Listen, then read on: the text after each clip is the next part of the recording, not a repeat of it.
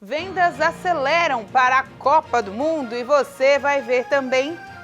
Mais de 170 milhões de brasileiros já estão totalmente imunizados contra a Covid. Entidades médicas alertam para a falta de medicamentos, em especial para o tratamento da Covid-19.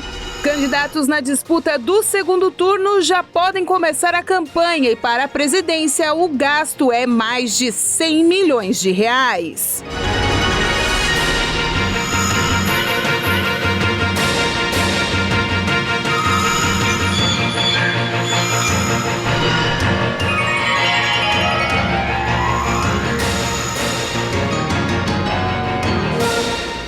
Olá, hoje quinta-feira, dia 6 de outubro de 2022. Hoje o tempo já teve de tudo, sol, chuva e agora apresenta bastante ventania no sul catarinense. Pouco mais de 170 milhões de brasileiros estão totalmente imunizados contra a Covid-19. Os dados são de um levantamento do consórcio de veículos de imprensa colhidos desde janeiro deste ano. O número mostra que quase 80% da população total do país está imunizada com a segunda dose ou a dose única de vacinas. Já a população com 3 anos de idade, que está totalmente imunizada, representa 85,35%. A faixa etária de 12 anos ou mais que pode receber o reforço atualmente corresponde a quase 60%. O consórcio de veículos de imprensa, formado em 2020, em resposta a uma decisão do presidente Jair Bolsonaro, informa o número de pessoas mortas por coronavírus, a quantidade de contaminados e a média móvel, indicador segundo o qual é possível verificar em quais estados a pandemia de Covid-19 está aumentando, diminuindo ou em estabilidade. Os queijos produzidos de forma artesanal contam agora com 2 selos de garantia. A medida deve agregar valor às mercadorias e garantir também a qualidade dos produtos. Em São Roque de Minas, no oeste do estado, o clima, a vegetação, aliada à dedicação dos produtores, fez a região ter um queijo premiado e reconhecido mundialmente. O Ministério da Agricultura regulamentou o selo arte e o selo queijo artesanal. A regulamentação beneficia os produtores pelo reconhecimento dessa característica de artesanalidade do seu produto e também beneficia os consumidores pela possibilidade de acesso a produtos de qualidade com essa diferenciação. Na família do Hugo, o queijo canastra é produzido há 5 gerações. O produto já tem o selo arte do Ministério da Agricultura, uma certificação que estimula o trabalho formal dos produtores do país, além de tornar o queijo mais reconhecido. Garante a qualidade desse processo de produção, desde a inocuidade do nosso rebanho, através da parte de sanidade dos animais, até o processo final de expedição desses queijos.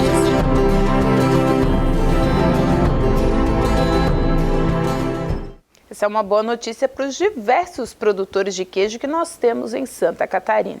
A empresa de carros elétricos Tesla, do bilionário Elon Musk, anunciou o primeiro protótipo de um robô com características humanas, capaz de andar e até carregar objetos. O Optimus, ou Tesla Bot, como também é chamado, foi apresentado no evento da empresa sobre inteligência artificial, que acenou para a plateia, onde também foi mostrado um vídeo em que o robô carregava caixas, levantava barras de metal em uma fábrica e regava plantas. Segundo a companhia, uma das maiores virtudes do robô será realizar tarefas consideradas repetitivas ou chatas. O projeto é sucessor do modelo que a empresa apresentou no ano passado. O protótipo movimenta os braços, mas não anda, pelo menos por enquanto. A expectativa da empresa é produzir milhões de unidades de robô e colocar à venda no mercado por $20 mil, cerca de R$100 mil. Elon Musk afirmou que o robô deve estar pronto para receber encomendas entre 2025 e 2027. Com o projeto, Musk tem o objetivo de fazer com que a sua empresa seja vista como uma líder na área da inteligência artificial, e não apenas como uma empresa que faz carros legais. As projeções indicam que a empresa pode faturar mais com a venda dos robôs do que propriamente com a venda dos carros.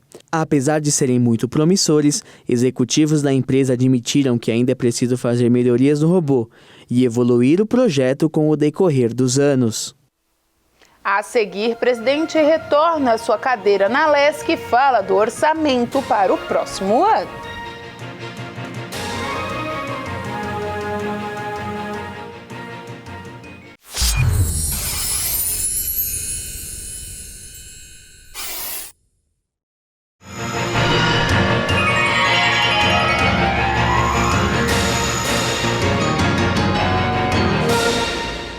A estimativa do Produto Interno Bruto Nacional cresceu, o que representa uma boa atividade econômica no país.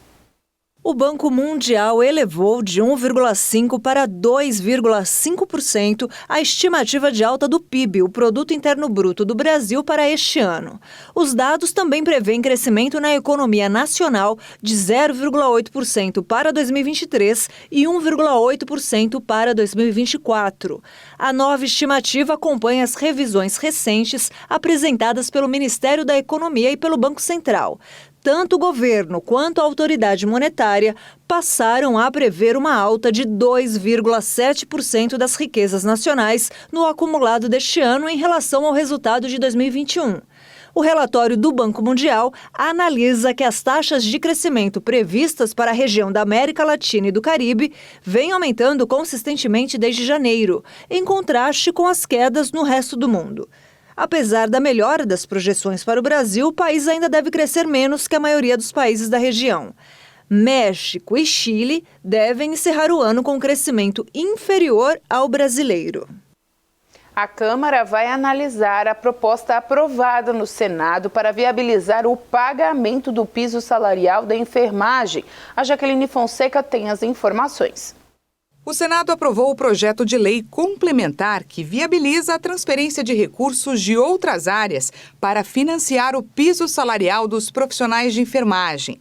A previsão é que os recursos devem sair dos valores remanescentes dos fundos de saúde de estados e municípios, bem como de valores restantes do Fundo Nacional de Assistência Social.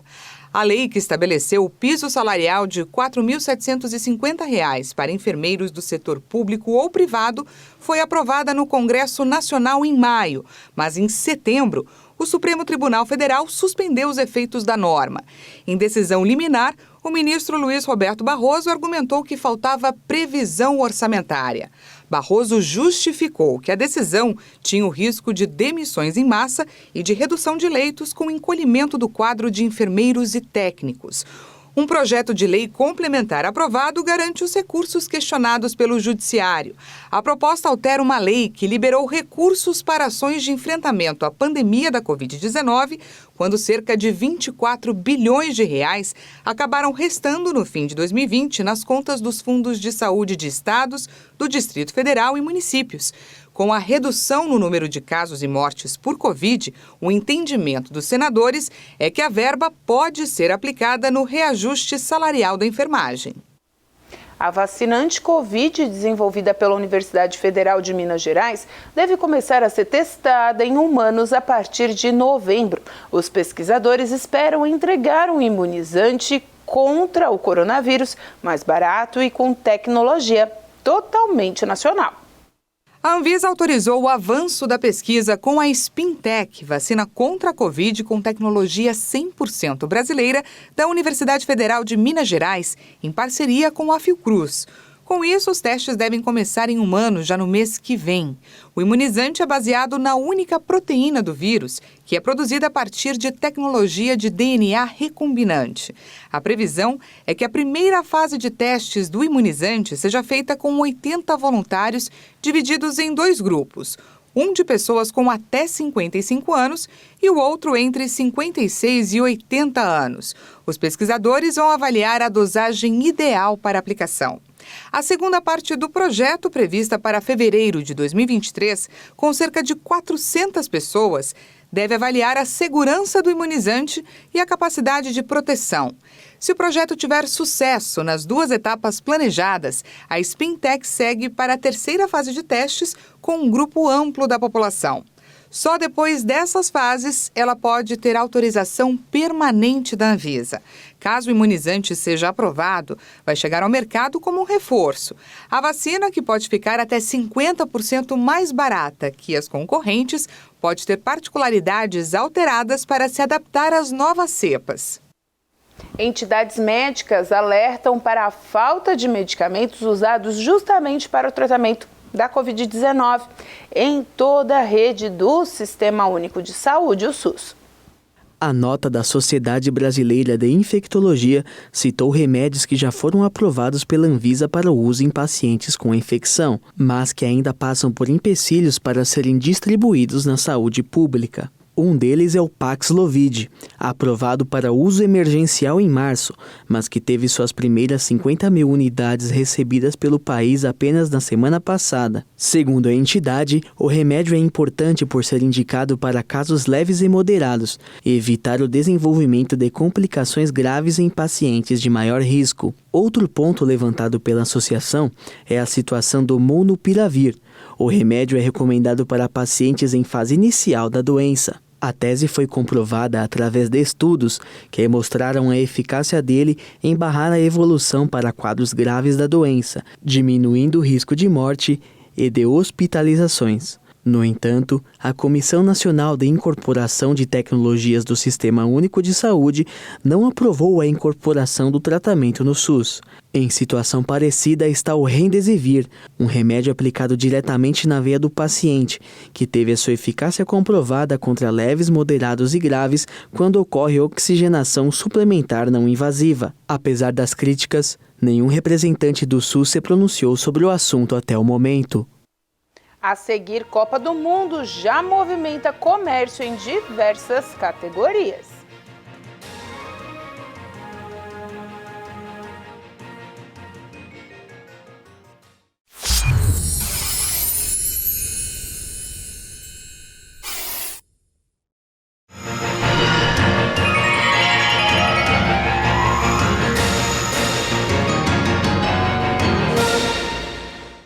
Os candidatos que estão na disputa do segundo turno podem usar 50% a mais do limite de gastos.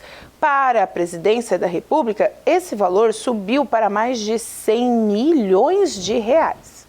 Os candidatos ao cargo de governador ou presidente da República no segundo turno destas eleições podem usar até 50% a mais do limite de gastos na campanha eleitoral em relação ao primeiro turno.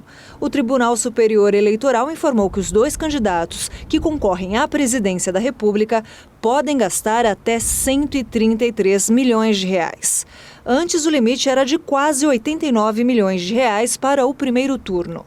O total de despesas contratadas por Jair Bolsonaro foi de pouco mais de 15 milhões. Já por Luiz Inácio Lula da Silva, de 67 milhões de reais. No caso dos governadores dos 12 estados, onde a decisão ficou para o dia 30, o valor passou de 26 para 40 milhões de reais. De acordo com o TSE, os valores foram os mesmos adotados nas eleições de 2018, atualizados pelo Índice Nacional de Preços ao Consumidor Amplo do IBGE. A legislação eleitoral estabelece que gastar recursos além dos limites estabelecidos sujeita todos os responsáveis ao pagamento de multa no valor equivalente a 100% da quantia excedida. Os candidatos e partidos também podem responder por abuso do poder econômico. Dados do TSE apontam que nos primeiros 30 dias de campanha eleitoral, todos os candidatos às eleições deste ano gastaram 6 bilhões e 600 milhões de reais.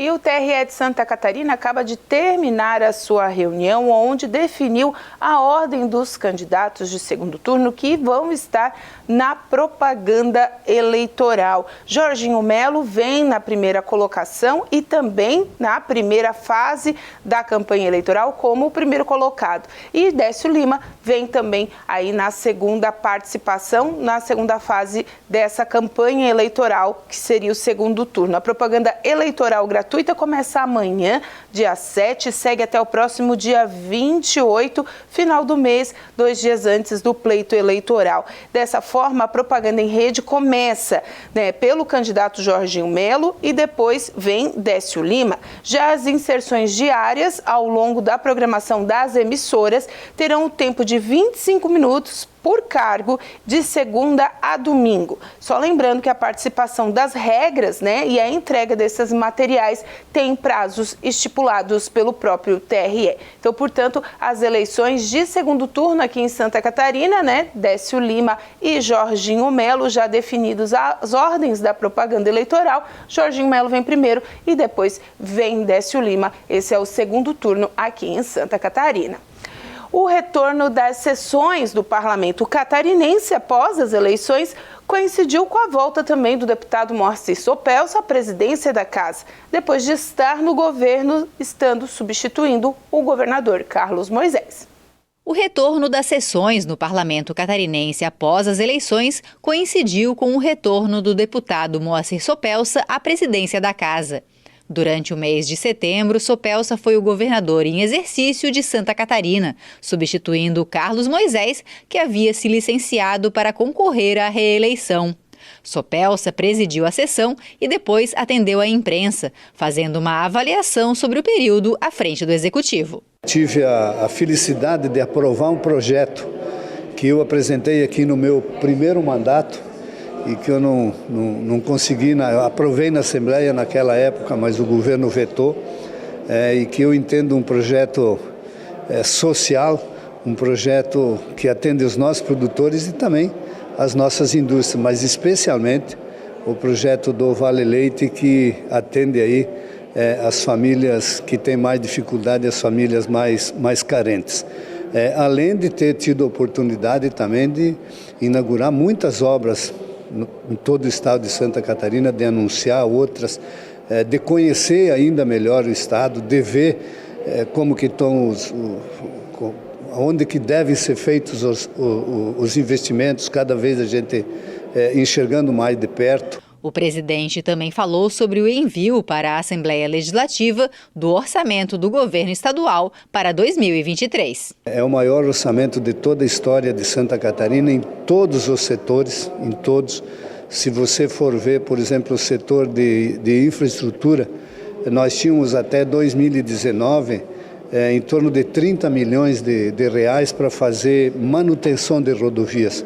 O orçamento para 2023 ele chega a 600 milhões. Sopelsa ainda falou sobre as expectativas para os próximos meses no parlamento, agora que as eleições para deputado estadual já foram concluídas. Eu tenho certeza que o compromisso de todos é continuar o trabalho aqui dentro da Assembleia e nós levarmos com responsabilidade, como nós fizemos até agora, cada um fazendo a sua parte, para a gente entregar para a legislatura que começa agora em 2023, também poder fazer com segurança o trabalho que cada um precisa fazer aqui. O presidente do parlamento também falou sobre os próximos passos da CPI do aborto, solicitada pela deputada Ana Campanholo, com a assinatura de outros 21 deputados. Já foi comunicado todos os líderes para que cada liderança indicasse os membros que deviam participar. Nós ainda não temos essa indicação, apenas temos 2 indicações. Não havendo essas indicações até a próxima quinta-feira, na próxima semana nós devemos fazer o sorteio de quem são as pessoas que vão participar para tocar a CPI. Nós também aqui, durante o pleito, tivemos um pedido de impeachment, que a nossa Procuradoria, a nossa assessoria jurídica recomenda o arquivamento, e a gente já está fazendo o arquivamento desse pedido, sem fundamento. Então, mais ou menos dessa forma, acredito que a CPI do aborto vai depender do plenário, da participação de todos agora, o segmento que ela deve ter. E a Copa do Mundo está quase chegando. E além da torcida, os empresários se unem para terem mais produtos, para alavancarem as vendas. A Copa do Mundo um nicho que todos querem aproveitar, mesmo estando longe da sede, que é lá no Catar esse ano, nos Emirados Árabes. Envolve a paixão nacional, o futebol, a família, todo mundo junto para torcer, seja qual for a sua seleção ou atleta preferido. Mas esse nicho, sem dúvida, é um plus no comércio. A Confederação Nacional do Comércio, os Bens e Serviços e Turismo projeta que esse ano sejam realizadas mais de 1 bilhão e 48 milhões de reais em vendas diretamente relacionadas à Copa do Mundo de 2022, que vai começar no dia 20 de novembro. Todos aproveitam para faturarem um pouco mais. As lojas de materiais esportivos, é claro, também entram no embalo. E também as empresas que confeccionam para os clubes nacionais acabaram entrando no ritmo da Copa do Mundo. E já está faltando até opção para o torcedor comprar. Ultrapassou, na real, porque a gente não imaginava que ia vender tanto assim, sabe? Porque a gente sabia que ia ser uma explosão aí da Copa e tudo mais. E vendeu bastante. Por exemplo, a feminina já não tem mais estoque, né? A infantil também tá acabando já, tá esgotando. A masculina, por exemplo, a tamanho P já não temos mais também. E tá indo, né? E a gente espera receber mais. Já estamos anotando o nome dos clientes, né? Pra quando a gente receber, a gente já deixar preparado, reservado para esses clientes que querem a camiseta, né? Que não conseguiram nessa primeira leva. E a gente espera que a gente venda muito mais aí. Vários outros clubes nacionais estão vendo nesse um grande filão para as vendas. As camisas promocionais, o embalo da torcida e a expectativa do Hexa andam caminhando juntos. Além do setor de confecção, as TVs são uma grande aliada na hora da Copa e as promoções já começaram. É bom aproveitar e pesquisar. Com essa informação, a gente encerra o Informe Região desta quinta-feira. Lembrando para você que essas e outras notícias você acompanha seguindo as nossas redes sociais, @TV Primavera no Instagram e no Facebook, e também para vídeos e a nossa programação ao vivo /TV Primavera Criciúma no YouTube. A todos vocês, uma boa noite. Até amanhã.